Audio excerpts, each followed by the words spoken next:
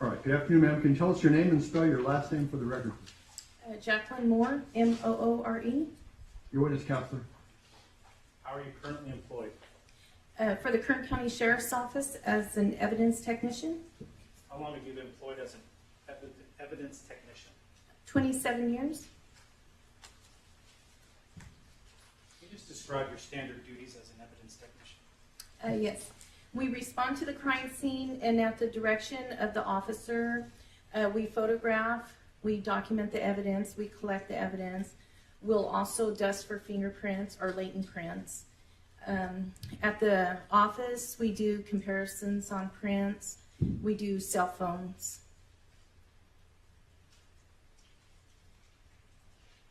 August 17, 2014, did you respond to 1582 Goodrick Drive? Yes. Do you recall the approximate time you responded to that location? I refer to my notes. If that would refresh your recollection. Yes. Go ahead.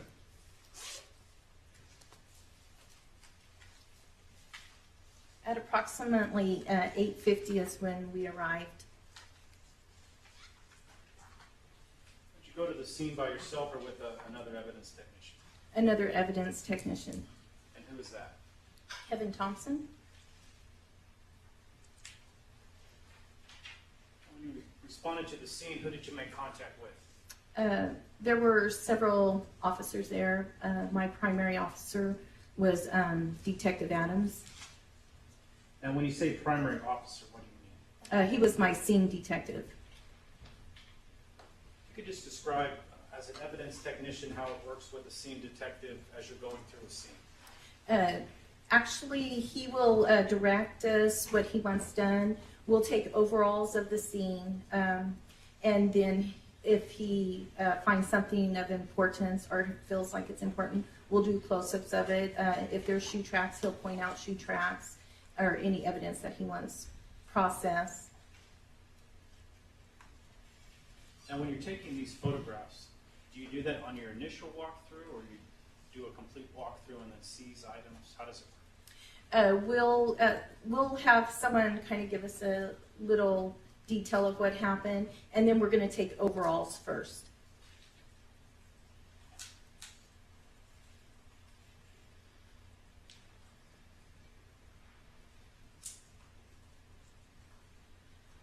At the location 1582 Goodrick Drive, you recall taking overall photographs of the BNSF shop.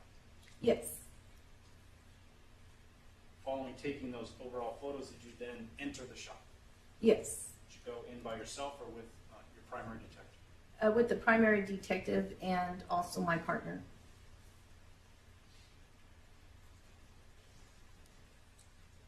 Now, did you photograph the entirety of the shop? Yes.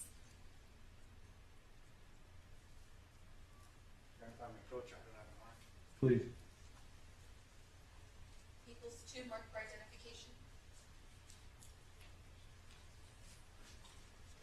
Jonathan, may I approach the witness? Yes. Ms. Moore, showing you what's been marked as People's 2. You recognize that CD? Yes. Have you, prior to today, had an occasion to review that CD? Yes. Okay, and the contents of the CD are what? From scene 1. Whose photograph, or who took the photographs contained on the CD? I did. There is a signature on the CD, People's 2. Do you recognize that? Yes. Whose is it? My signature with the date. Your Honor, I would request People's 2 be moved into evidence at this time, be allowed to publish. Mr. Terry, Submitted. to be admitted. Proceed, Mr. Smith.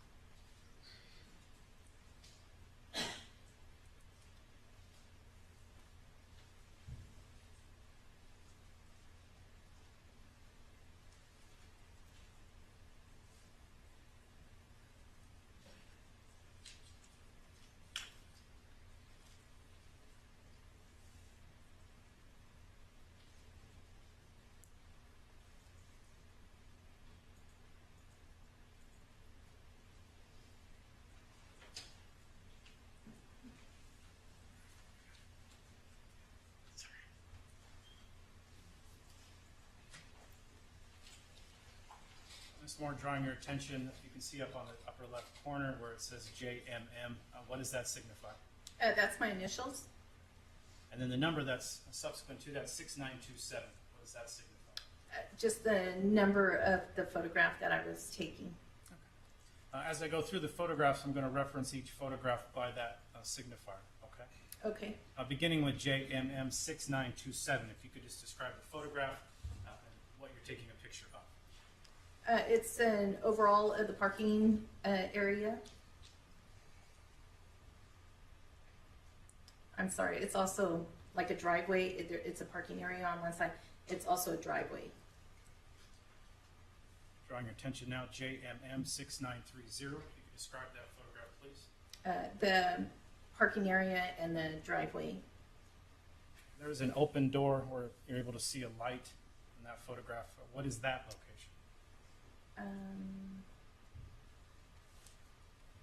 I'm not sure if that's the building, but it has the tape around it, so I believe that's the building that we entered.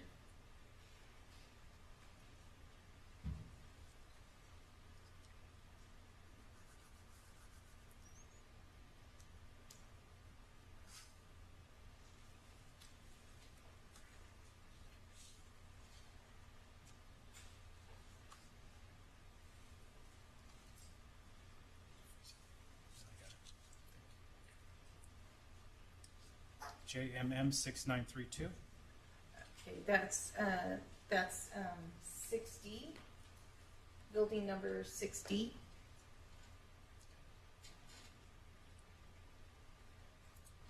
$6960.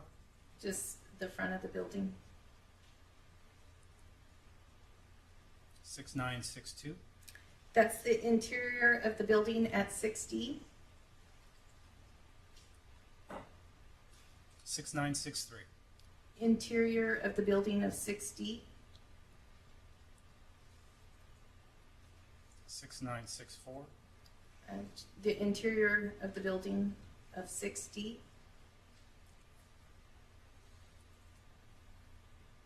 6965. The interior of the building is 60, and then that's the open door. 6966. The interior of the building in front of the BNSF truck. 6967. The interior of the building looking back towards the open door.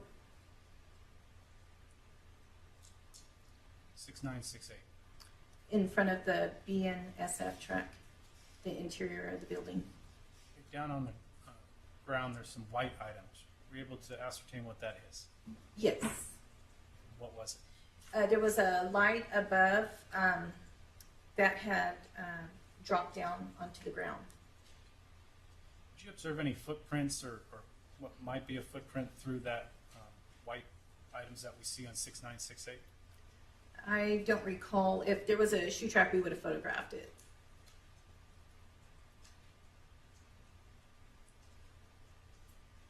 $6969.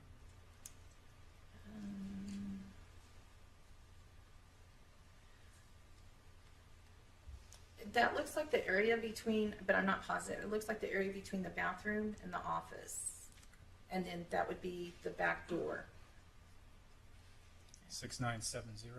That was the office, and that was inside on the south end of the big shop. It was actually the southeast end.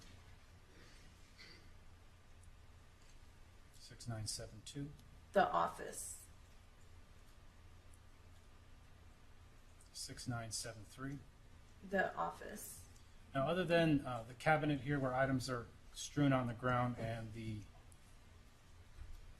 south desk of that office, were any other items askew in the room? I don't remember.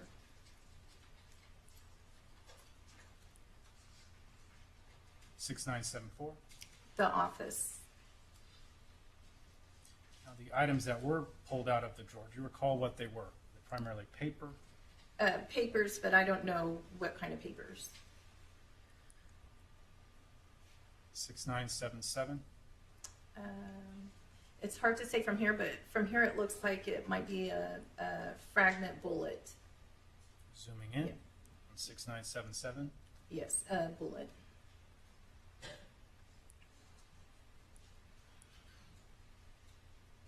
Now, where was that bullet located at? It was in the big shop, and I probably have an overall showing where it was located. 6983. That's the front of the BNSF truck, and then that's the light that had fallen down, the white mark that you see across. 7001. And that's the light that had fallen. 7011. It's a cell phone. Did you seize that cell phone? Item number 10. Can I refer to my notes? If that'd refresh your recollection. Court's permission. Thank you.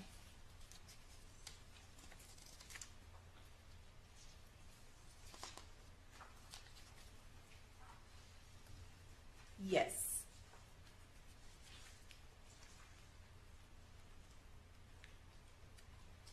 And what is item 10? Item number 10 is a flip phone, Samsung.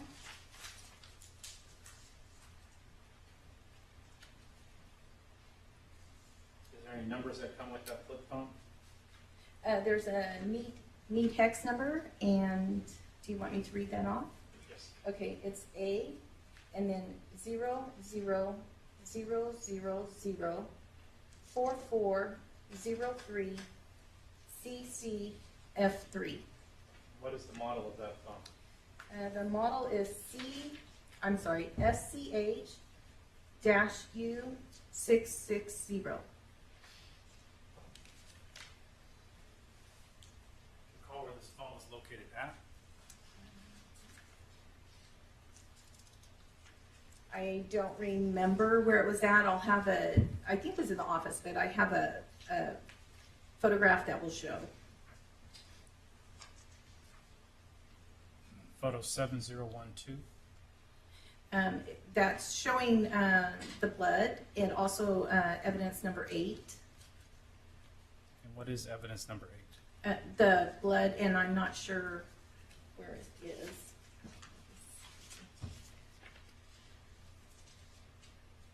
Okay, that was on the interior of the refrigerator door. And where was that in respect to Robert Limon's body?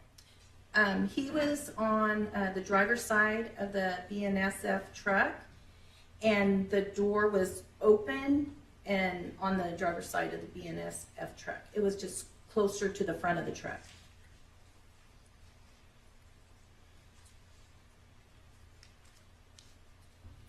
Photos turned, but 7013. It's another photo of the interior of the refrigerator door. Did you recall seeing any blood to the exterior of the door, or did you only see it on the interior? I don't remember. This is turned as well, but photograph 7033. That's the interior of the truck. Is that 7036 also the interior of the vehicle? Yes, from the driver's side. Lastly, item photograph JMM 7042. What is that a photograph of? That is the bag that they put the body in. There is a blue tag that is with the body bag. Can you see that from there? Yes, Okay, what is that blue tag for? seal. In relation to that tag, blue tag number 27171, were you present when Mr. Limon's body was placed in the bag August 17, 2014? Yes, Were you also present at the autopsy of Robert Limon? yes, Now, at the autopsy of Robert Limon, was the bag still sealed with the blue tag 27171?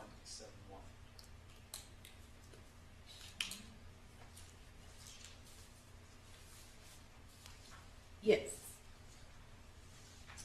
And the date of that autopsy was August 20th, 2014? Yes. You said that the primary detective will kind of direct your attention, things to do. Do you recall if you took photographs of any shoe prints? Are we still talking about scene one? Yes. Yes. What were the ground conditions like around the shop at BNSF? There was a lot of cement, and I think the shoe tracks that we took were in the back of the shop, and that was dirt. Did you attempt to get any latent prints while in the BNSF shop at scene one? Yes. Where did you do that at? We processed the 2 vehicles that were in the shop. We processed the office for prints. Starting with the office, did you locate any usable prints?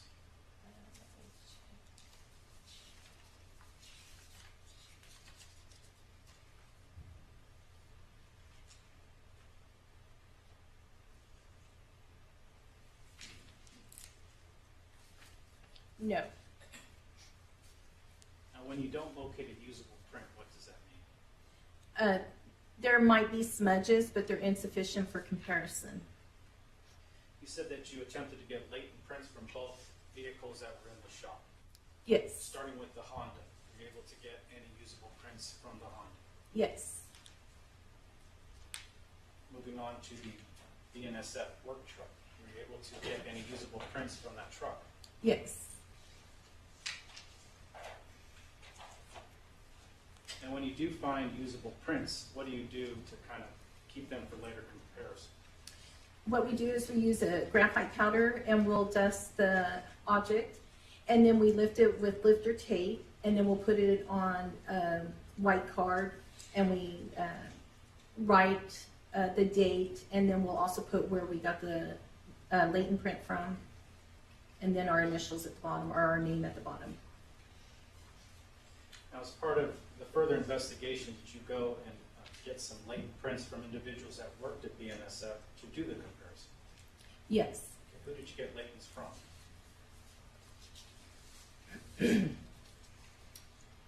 Okay, there were 9 subjects. Do you want me to spell the names? You can just provide them.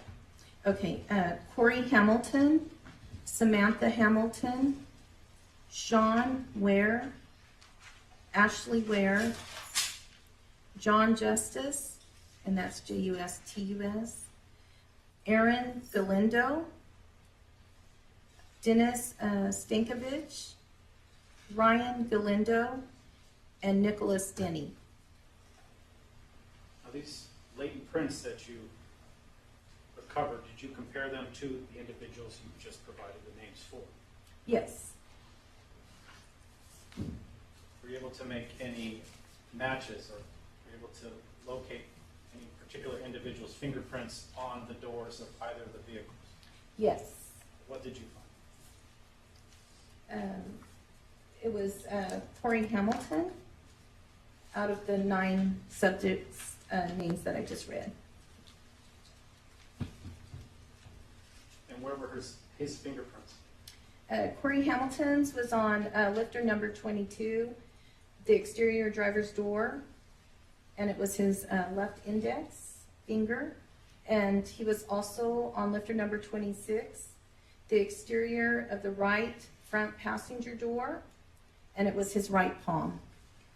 And that was the BNSF work truck? Yes. Do you recall when, the 9 names you just given, do you recall when you got those latent prints? The ink prints? Yes. Oh, okay. The ink prints were taken on 8/20 of 2014.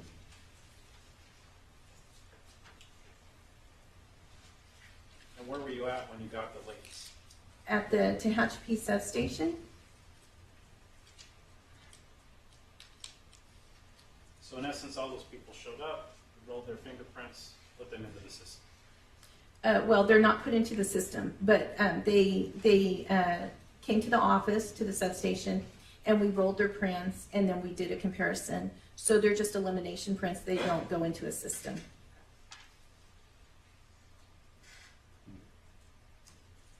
When you were doing the comparison, did you have Jonathan Hearn's fingerprints to compare? No.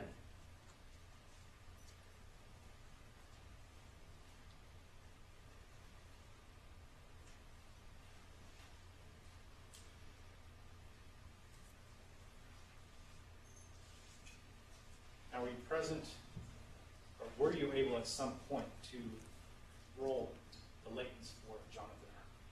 Yes. When?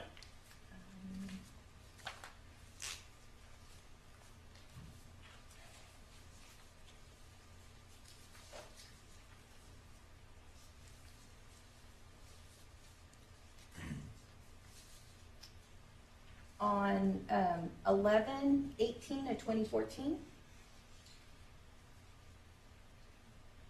On that same day, did you also fingerprint Sabrina Limon? Yes.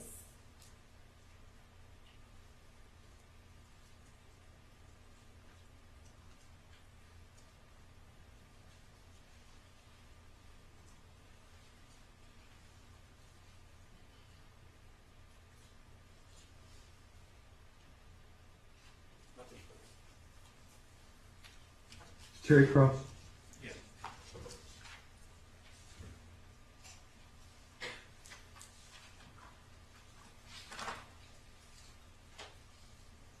Good afternoon, Ms. Moore. Hello.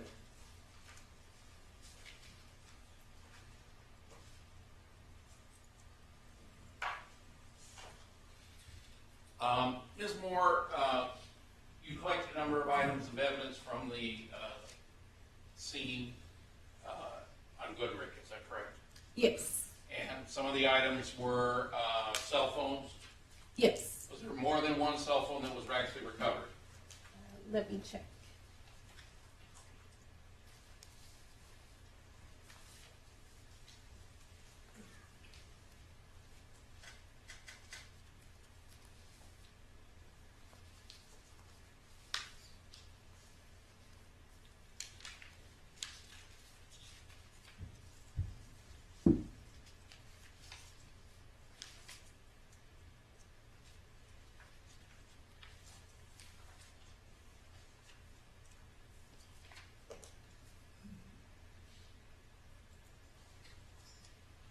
Okay, number 9 was a black Motorola cell phone, and number 10, a black Samsung flip phone. Now, the black Motorola, that was a Droid Razor, is that right? I don't know. I have a model number. XT907? Yes. Okay. And did you actually do, as you mentioned, you do extractions of phones, is that right? Yes. Okay. Did you actually do an extraction from that razor, Motorola razor, Model XT907?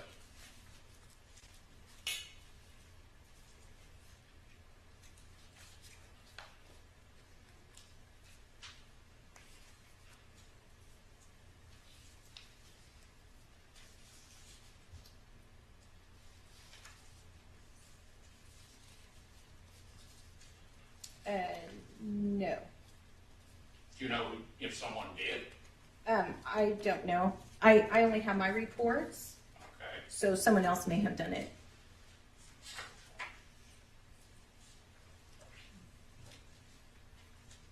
Who else besides yourself was doing the extractions on the cell phones that were recovered? Kevin Thompson does cell phones, and also at the time, and he's since retired, Jeff Slayton. Okay. Defense Exhibit A, marked for identification.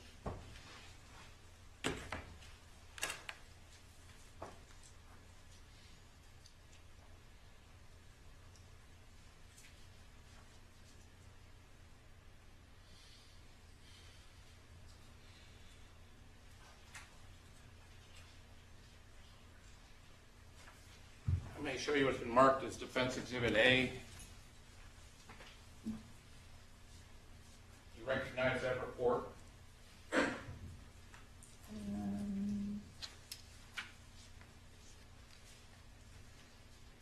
There's no name on it. Okay. Is there any way to tell who did the extraction if you didn't? There would be a service request done. But you don't recall doing the extraction on that particular cell phone, is that correct? No. All right, thank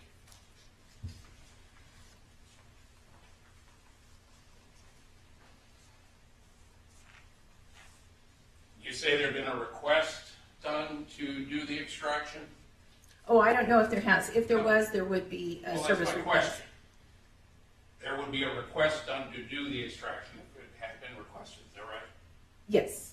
And who would normally be the one requesting those extractions to be done?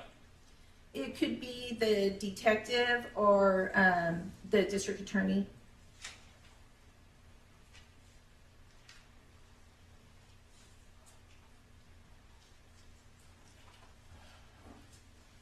Now, you indicated that you took, you found some usable prints at the scene, is that right? Yes. Okay. And you compared those to what would be considered normally possible elimination prints, is that right? Yes. Okay, those were the initial prints you took, would that be accurate? Are we talking about the latent prints or the elimination prints? The elimination prints. We didn't take them that day. We took them, I think, 3 days later. Okay. So you gather the prints at the scene, the latents, right? Yes. You basically use the fingerprint powder, which is usually a black powder that you use, right? Yes, graphite powder. Okay. You lift them and put them on a card, right? Yes. Then, at some point, you obtained the elimination prints from persons who may work there. Is that what you did? Yes. Okay. And then you compared the elimination prints to the latent prints. Is that right? Yes. Okay. In this case, were you able to identify the latents to any of the prints that were the elimination prints? Yes. Okay. How many of the latents that you recovered were you able to identify as being from the elimination prints? 2 prints. And how many latents totally did you obtain? Let me check.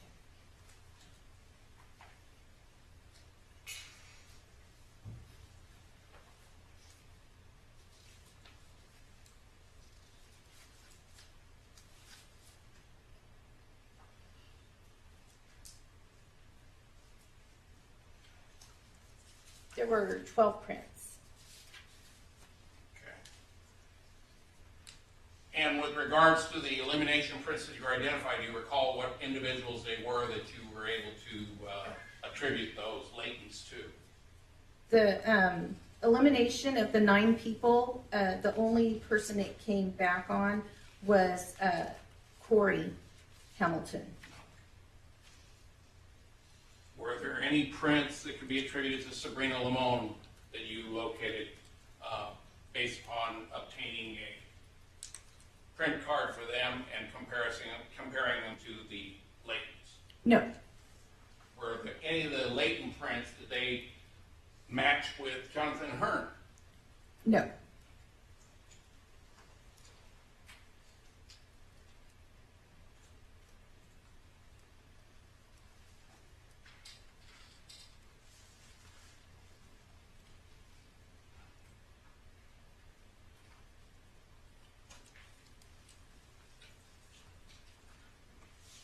I have no further requests at this time, Your Honor. Thank you. Smith? Did any of the prints match up to Robert Limon? Yes. Which